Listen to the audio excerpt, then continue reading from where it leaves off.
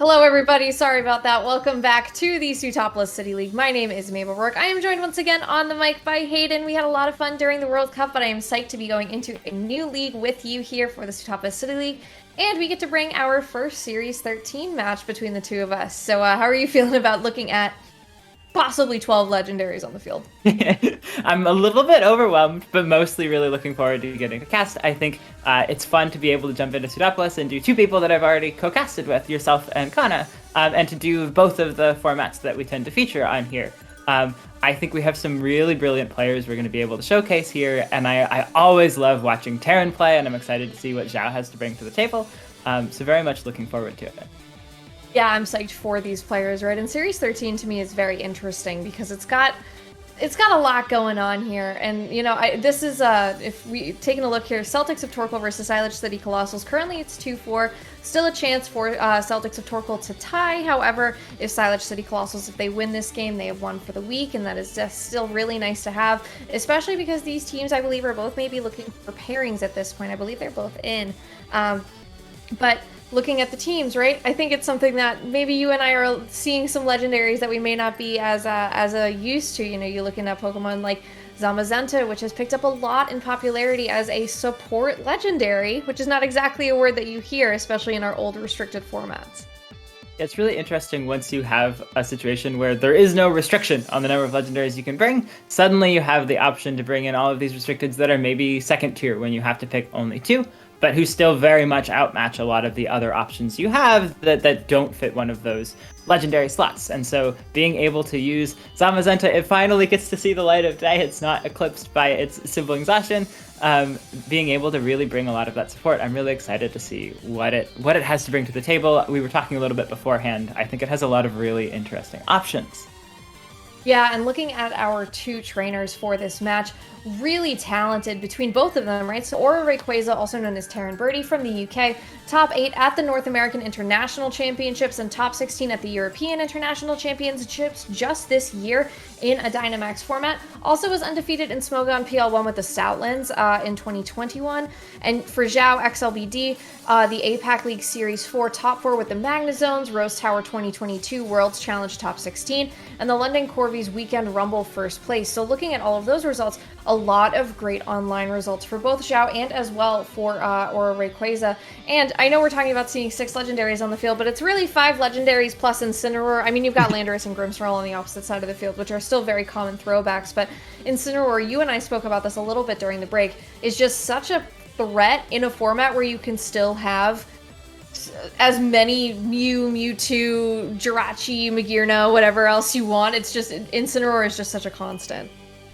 Yeah, absolutely. Just so much supportive value. And it's really interesting to see the kinds of Pokemon, especially on Zhao's side with the 3 slots that are Pokemon that you could use in all kinds of different formats. They don't have to be used only in Series 13, but a lot of their value comes from things that they can do, irrespective of how powerful their opponents are. Like bringing that Intimidate, bringing that Grimmsnarl support, and being able to support really powerful allies. Landorus also sometimes filling that role, being able to set up those Max Quake and Max Airstream boosts for its partners. So I think really excited to see that storyline of what Pokemon are so good that they're still used, even when you could instead use like a 720 base stat total Pokemon instead of them, like that combination of abilities and move pool. So I'm excited to see how those play out in this game. Yeah, I mean, you swap that, you swap the Yveltal for something like a Thundurus, and you have a pretty standard Series 12 team, right? However, moving into our match, we'll be seeing from Zhao Incineroar Kyogre, very common here on one side, and also looks like we are matching Incineroar Kyogre for AuraRayquaza on the opposite side of the field. When you can bring anything, you bring the 2 best Pokemon. Excited to see so the Kyogre's being able to face off, having that answer to Incineroar, and also being supported by an Incineroar. Probably neither of these Incineroars are super thrilled about being out right now, and I think there's a lot that's going to rest on whether or not this Kyogre is on which side, which Kyogre is faster, which one's going to maybe try to go for some Thunders versus which one's just going to get damage off to handle that Incineroar next to it. A lot of really interesting decisions. Sort of hard to say that one side has an advantage here, but I think after this turn plays out, we'll see some speed tier information and some moveset information that helps us to sort of parse what both players are thinking about for the lead going forwards into other games. I think something that's interesting is one of these Incineroars holding an air balloon, and there is no Groudon. There is a Landorus, though, so it at least may help if you're trying to deal with something like an Earthquake, but you're not dealing with Precipice Blades. And if it's holding an air balloon, that means it may not be holding a Focus Sash. If it doesn't go for Fake Out this turn and takes a full HP Water Spout in the rain, it's not going to be able to hang on, right? However, it looks like we are getting a Dynamax right out of the gate from Zhao's side of the field, most likely going to be that Kyogre, especially just as such an offensive threat. You have the rain, you have the weather on your side. You're not going to lose it to the sun anytime soon. You do have to probably fear the threat of something like that Zekrom in the back, who could do a lot of damage, but that did not switch in this turn. Fake Out from the Incineroar into that Kyogre will not happen thanks to that Dynamax. Parting Shot from the Incineroar on the opposite side of the field, though, goes to the Kyogre on AuraRayquaza. Actually moves first here, interestingly, so the Kyogre is actually, you know, not able to get off an attack in front of it at this point, and will allow for Zhao to switch into something that maybe handles something like a Water Spout a little bit better for, you know, for his side of the field, and that's going to be the Zacian. And Zacian is still one of those Pokemon that doesn't love taking all of that damage from something like that Max Geyser or something like a Water Spout, which is coming out from AuraRayquaza's side of the field first. Does over 50% of the damage, and a Max Geyser coming out from Zhao's side of the field is still going to be able to do a ton of damage onto this Incineroar in the rain. Does not have a Focus Sash or anything there, so it does get knocked out. Was the one holding the air balloon as well.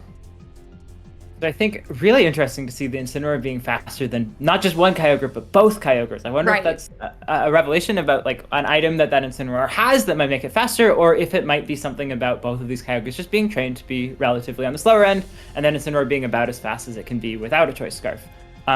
Nice for Zhao to be able to time that Dynamax, that you get a KO on the Incineroar. Really good to get rid of that defensive presence on Terran's side of the field. But also Terran being able to bring in that Zekrom without having burned that Dynamax. Definitely a nice spot to be in. And so interesting to see if Terran's able to capitalize on this, or if losing that one defensive pivot in Incineroar winds up hurting him a lot more in the long run. Yeah, and there's no damage on the Kyogre on AuraRayquaza's side of the field for Terran, right? He will still be able to fire off another really strong Max Geyser. If you don't get enough damage off onto it in this turn with something like a Thunder maybe, especially if there is an Electric Terrain given up here thanks to the Zekrom, then you may be able to get, you may still get that knockout onto your own Zacian. Looks as well like AuraRayquaza is going to be going for a Dynamax of his own with one of his legendary Pokemon on his party. It is going to be that Zekrom. Having that great electric type presence in the face of something like this Kyogre on the opposite side of the field is going to be really nice, especially if you're able to maybe boost your own Kyogre if it's got a move like Thunder on it as well. Going to be Sacred Sword from the Zacian first, since the Kyogre definitely trying to mitigate some of this damage here. Max Lightning from the Zekrom into the Kyogre on the opposite side of the field for Zhao is not enough to get the knockout. Does do a good chunk of damage. Setting up that Electric Terrain is going to mean, at least maybe at this point, you can get a strong Max Lightning off into the Pokemon on the opposite side. Life Orb being revealed as well. Origin Pulse, though, was the move of choice. Does double connect, but does not get a knockout on either of these Pokemon. And Max Lightning from the Kyogre on Zhao's side of the field into the Kyogre on Terran's is enough to get the knockout. A really interesting situation where the Zekrom sort of designed to be faster than the Kyogre gets that Max Lightning off, but without the boost, and then the Kyogre gets to have the boost for its Max Lightning. And so Terran now down 2-4 with some nice positioning, one more turn of Dynamax than Zhao, and having gotten a good chunk of damage off on a lot of Pokemon, but tough to know that Incineroar hiding in the back for Zhao is going to be able to get off permanent Intimidates against both of these physical attackers. And yes, as you mentioned, just like brilliantly timed takeout of that Kyogre, because you're able to get that boosted Max Lightning and the Sacred Sword from the Zacian. Going to be tough for Terran to figure out, how am I going to handle the Kyogre if it can survive this Max Lightning from Zekrom, if there's this Parting Shot from a really fast Incineroar that keeps my Kyogre from getting the chip damage that I'd want to finish that off. And really just Zhao's choice in handling the lead from Terran, paying dividends throughout, getting that drop on the Kyogre, stopping that Incineroar right away. Yeah, and you've got two Pokemon with low HP that you can switch in and out to maybe take some hits for you. Get this Incineroar in, get that Intimidate off onto both the Zekrom and the Zacian, both of whom are not going to appreciate it, especially if they're going to be taking some big attacks. Zacian going for Behemoth Blade this turn, though. Pretty signature move here. Just going to go for some big damage. Targets into the Incineroar, though, and not that Kyogre. Does do a little bit of damage there. Would be nice to follow up maybe with something like a Sacred Sword. Max Airstream from the Zekrom, actually a great way to really ensure that you can move quickly and getting that Dynamax off of the field on the opposite side. You have the opportunity as well to go for something like that again, or you could go for something like a Dragon Claw if there's a Zacian on the opposite side of the field as well, just to try and lower some attack. Absolutely. There's a lot of options that the Zekrom has. Is why it's such a strong Dynamax candidate. Being able to set up the speed so that the possibly Choice Scarf Incineroar on Zhao's side of the field is not going to be able to threaten really fast parting shots, really fast flare blitzes.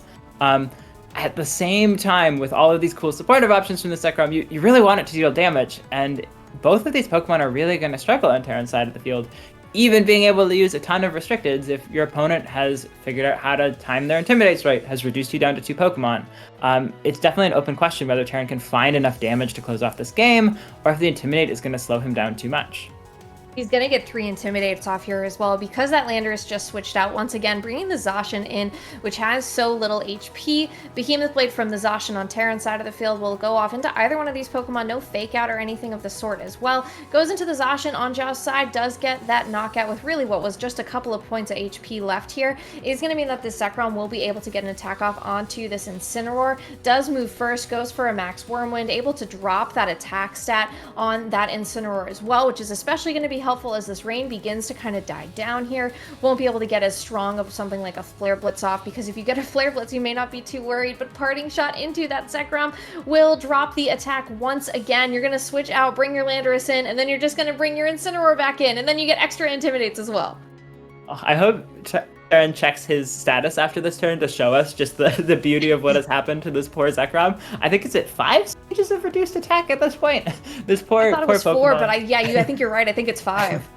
Because of the Parting Shot too. Oh, this poor Zekrom was all set up to do a ton of damage, didn't get just like a single KO on that Kyogre, and now is struggling so much to find the damage. That said, no matter how many stages of reduced attack you have, you're still doing at least a quarter of the damage you were doing before. And you do still have a really high base attack that you're working from. So it's possible that Terran's going to be able to start to do enough damage. That Incineroar is really low, pretty easy to finish off. The question is whether you have enough time to still do damage over a couple of attacks. Oh, there we go. Terran shows us. -5 and -3. Oh. Wow. But being able to get enough damage off quickly enough versus is that Landorus going to just be able to pick up a double knockout with an Earthquake? That's definitely a challenge that Terran's going to have to figure out this turn. Yeah, and you really have to be careful, right? Because now you have this speed boost at least. You're still taking a Fake Out from this Incineroar. You should still be faster than the Landorus on the opposite side of the field, but if you can't do big damage, then you're not going to be able to stop it from going for something like a super powerful Earthquake. Bolt Strike, though, into this Incineroar is enough to get that knockout, so you're not going to be taking something like another Parting Shot or a Flare Blitz, but it does still leave you at the mercy of a Pokemon that was probably going to knock its partner out if it had the chance. Instead, though, Earth Power, not a double targeting move, single target into that Zekrom is enough to pick out that knockout, and even this little Landorus staring in the face of 2 big legendaries has put itself in a nice position. Yeah, this Landorus really putting in work. We talked earlier about Zhao's choice to bring 3 Pokemon that would not have counted as a restricted slot in Series 12, even though you're allowed to bring as many of those Pokemon as you want, and it's really putting in work beyond what a different slot probably would have done. And so really nice to see that Intimidate coming out. If this Behemoth Blade is a critical hit, then the Landorus will not be particularly happy about coming out on the field. Oh no! Oh my god! Oh it was my so goodness, well it was played. a critical hit! Oh my god, I just jumped back from my chair. A critical hit on that Landorus is enough to knock out, and that is the biggest crit that Terran could have asked for, right? That Zacian came in at just the right time. Oh my, I love when that happens, because I'm not the one that got crit like that. But, I mean, you really have to imagine, right? Zhao put himself in the best position to win that game, and sometimes it's just a 1/16th chance. Yeah, I was about to narrate how great this Landorus was and how it was going toe-to-toe with so many restricteds, and its Intimidate was really paying dividends, but there is that sliver of risk that when you try to just slow down your opponent, there's always that like 1/24 that they can still attack through, and there were so many chances Terran had to attack that that was definitely a risk. And so this poor Landorus, it was so well played. But Terran being able to play 2 and out and get that attack and be able to finish things off is really impressive. I think Zhao played it about as well as he could have. That Landorus only took 1 attack, but it only took 1, unfortunately, with the way that this Zacian is set up. That is a way to end the game. And I mean, like you said, right, there is if you can put yourself in the best position, but sometimes that RNG will just get you. So now what Xiao has to do is, how can I play a better game plan next time? I still had a great game plan, but how can I make it better to make it so that if I have any bad RNG, any bad luck in that next game, that I can still play through it? Whereas, you know, Terran, he got that lucky break on that last turn. However, he probably still needs to reevaluate a little bit, right? If you bring in that Zekrom, maybe make sure you get one of those Intimidators off of the field. You know, preferably that Landorus, because it can do that super effective one-hit knockout. But if you can still get the Incineroar off of the field, you're stopping those fake outs, you're stopping a parting shot. You may only get to -2 attack instead of -5 by the end of the game. Yeah, absolutely. It's an interesting question for both players. When you're doing a best of 3 and the first game is so heavily decided by luck, like, how does Terran adjust anyways, knowing that that was a really tough spot that he was in, and he has to find a way to not take so much of a drop, and then also not to sort of let it get to you that you were lucky, and I know that I was lucky that first time, but I can still find a way through the game the second time. Whereas Xiao really has to reset and know everything I did was great. I know how to win this set, but now I have to win the next 2 games instead of just the next one. So I'm really interested to see how these players handle sort of the mental challenges of luck having such a clear role in the first game. Yeah, and that's, you know, that's where this emotion comes in for these esports, right? Xiao bringing in the exact same lead as game 1, the Kyogre and the Incineroar, knowing he didn't need to change a thing. However, the Zekrom and Kyogre comes out for Terran, so you're already taking 1 Intimidate right out of the gate. Yeah, a nice assessment from Terran. That Incineroar last game, I don't mean to be rude to the poor Incineroar, it did absolutely nothing. It got 1 fake out off and then fainted. So interesting to just adjust and go. I know that Xiao probably wants to stick with the same lead. I know that Zekrom's really useful in this situation. It was useful last game, even at -5 attack, and so starting at only -1, pretty good for it. And being able to set up an Airstream as support or start getting that damage off on that Kyogre is really nice. You're even just demanding attention if you choose to switch it out or protect it, that can't go towards that Kyogre safely from Xiao's side of the field. Yeah, and a max Airstream would actually get you faster than the Incineroar on the opposite side of the field because it was moving so quickly just for your own Kyogre, maybe even get a knockout if needed. However, because you Dynamax that Zekrom in that last game, does Xiao then know that you're going to Dynamax it again, go for a fake out onto your Kyogre, especially if your Kyogre has something like Assault Vest or is choice locked into something and cannot go for something like Protect? Does seem that Xiao is going for a Dynamax of his own. Most likely, once again, that Kyogre, we saw how much damage it did in that game 1. It was still able to hang on through that really strong turn of damage from that Max Lightning in its second turn of Dynamax and get damage off on, I believe, the third, if I'm not mistaken. So it was still pretty useful towards the end of that game. And you know at this point, too, you're not dealing with any attack drops. Fake out from the Incineroar goes into the Kyogre on Terran's side of the field, is a Bolt Strike from the Zekrom into that Kyogre, does over 50% of that damage, and gets the Paralysis this turn as well, going to slow down that Kyogre on the opposite side of the field, meaning that Kyogre is going to be probably the slowest thing, but a Max Lightning coming out into the Kyogre on Terran's side. Nice to see you did not Dynamax this turn for that very specific reason of not knocking out your own Kyogre. Yeah, I think that's a brilliant adjustment from Terran to know if I Max Lightning, I still won't KO the Kyogre, and I will make its attacks against me stronger. And so going for that Bolt Strike, and now suddenly Terran gets to use this Electric Terrain for a full 3 turns of Dynamax if he wants to Dynamax the Zekrom now. Sure, the Incineroar could maybe try to Parting Shot, depending on whether it's Scarf Locked or not. But it won't be able to stop the Zekrom from doing enough to finish off that Kyogre because you've already gotten damage off, because you have that Electric Terrain up. And so a really nice adjustment. It also gives Terran an option to be able to get that Paralysis with a high chance on Bolt Strike. But even irrespective of that, just a really nice play. It's okay to lose a lot of health on your Kyogre, just like not to have it faint and to get some nice damage off without burning a turn of that valuable Dynamax. Yeah, it looks like there is no switch out of that Incineroar, which is kind of what I was fishing for, to see if it was something like a Choice Scarf, just for how fast it was moving.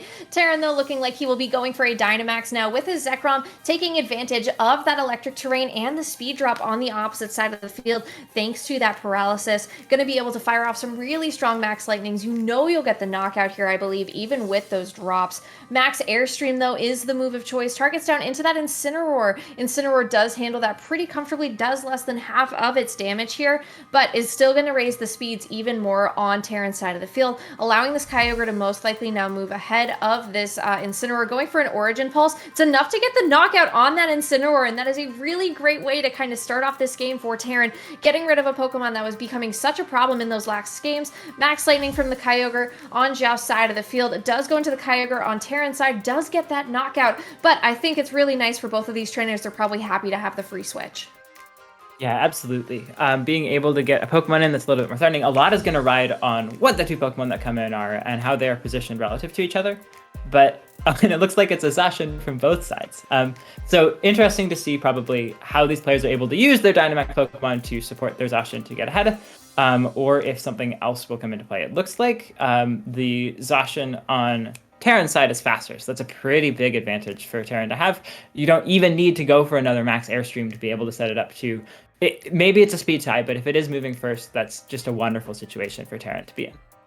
Yeah, especially, right, like you said, moving first it would be huge. Looks like also there is a withdrawal of the Kyogre here in its Dynamax, so it does not want to get knocked out on this turn. Is going to head back in for the last Pokemon on Zhao's side of the field. It is that Landorus once again. Loves being in front of these two Pokemon with that Earth power. It can do a ton of damage. Intimidate as well, just really nice to cycle in front of these two big physical attackers, but Max Wormwind is like an Intimidate of your own into that Landorus, does almost, just about, 65% of that damage and drops the attack stat on both of those Pokemon, bringing that Zacian down to neutral instead of having that boost. You're taking a little bit more damage from your Life Orb, but going for a Behemoth Blade, if you double target into the Landorus, you have no more threat of Intimidate. It looks like you also went for that double target and is enough to get that knockout even with the Intimidate on that Zacian.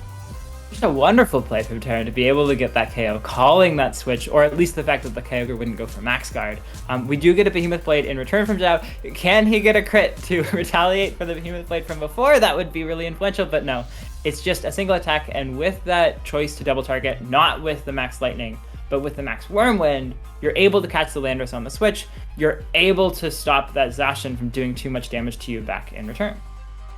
Yeah, Kyogre forced to come back in here is still going to be the slowest thing. It's not going to love taking something like another Behemoth Blade. If you go for another Max Wormwind, you're still dropping the attack on the opposite side of the field. And Terran is going to be revealing his last Pokemon as well. Looks like he did end up bringing it just for, not for fun, but just for the utility of it. Sending this Zacian out, sending in his own Incineroar to start getting his own Intimidates off. And you may still be facing a Kyogre on the opposite side of the field, but you may not be too worried because you can send in your own Zacian later. Get those damage, get those big strong damage things off there. Max Wormwind from the Zekrom, again, just going to drop this attack even further into this Kyogre. It's enough for that knockout. Thanks to that paralysis, it's not able to move back. Another critical hit. I don't believe that one may have mattered by the end, but maybe with those attack drops, it might have.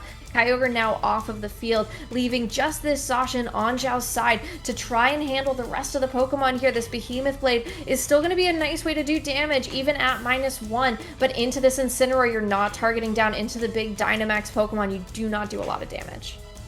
Interesting for Terran to try to flip the way that Zhao played the first game back on him, stacking as many attack drops as possible on this station, and putting in a situation where I think it's like -2 now, and there are so many Pokemon that Terran has on his side of the field to be able to try to finish this off. You've even got fake out pressure to try to slow things down a little bit, but definitely, unless there were a lot of crits, Zhao was not going to be able to get back into this game, and so going ahead and picking that forfeit button, and Terran being able to take this 2-0 despite a very close set from both sides. Yeah, I mean, that game one was truly as close as a game one can get, right? Besides maybe a timer stall down to 1 HP on each side, but still a great game by both of these trainers. Incredibly quick, right? And sometimes Series 13 is like that when you've got, at least 4 really hard-hitting Pokemon on the team, including that Landorus. Then you're getting these big hits every single turn, and every turn that you're, maybe boosting yourself or hurting, it's making the other player on the opposite side, making them struggle a little bit more with some sort of drop, then it can really stack very quickly, especially with those Dynamax moves. And I think Max Wormwind was a really nice call towards the end of the game, especially when you had that Zacian pinned into one slot and you weren't threatened by maybe targeting into it.